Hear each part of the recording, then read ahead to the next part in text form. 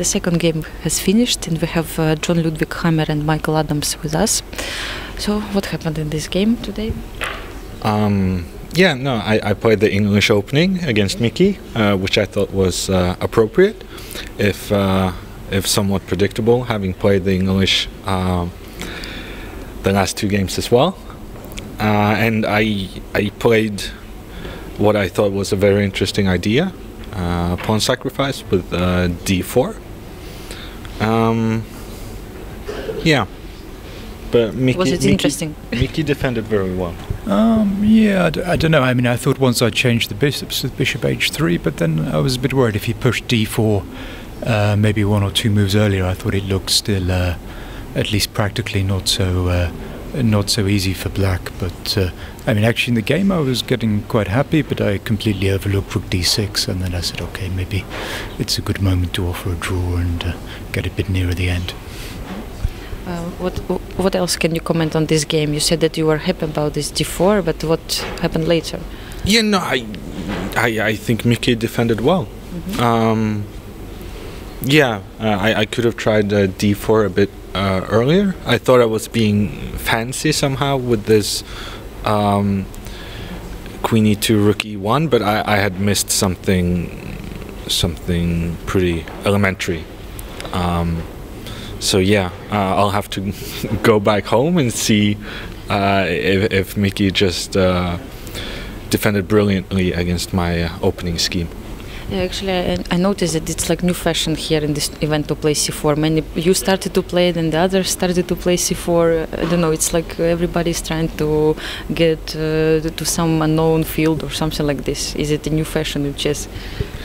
Or less unknown, of course. I think Magnus really has brought a new way of playing chess to the top level in terms of his priority being on just getting some playable, interesting, fresh position and then relying on being the stronger player. And I think other players have adapted that same style. For instance, I think Kramnik is an example of someone who previously was extremely theoretical, doing main lines, analyzing a lot of moves ahead, and now he's still very well prepared, but he's well prepared in more unknown stuff, trying to get his opponent out into kind of unknown territory, and I think this is something that the top players have adopted, this kind of feeling that getting your opponent out of prep is almost as important as getting an objective advantage. Is it still possible in chess to find the way to get your opponent out of preparation? And actually, are you following the same, let's say, motive what Magnus created? I think in general, I emulate Magnus a lot, and I would say that has been a very successful strategy in my career so far. And of course, yes, I do believe that you can out-prepare your opponents. You just have to catch them by surprise, and that's why formerly uncharted territory is becoming more popular.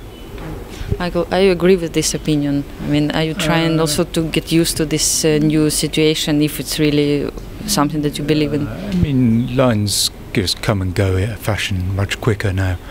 But I mean, I think English is like a main line now anyway. I think it's one knight f3 and one c4. They're equally major lines compared to d4 and e4. But if we are not talking about today's game in general, what do you think? No, in general, I think you expect them about the same. You can't. They're not less likely when you're preparing to look at these lines. c4 and knight f3, I think. Yeah. Okay. Thank you so much for your comments today. All the best for the last round.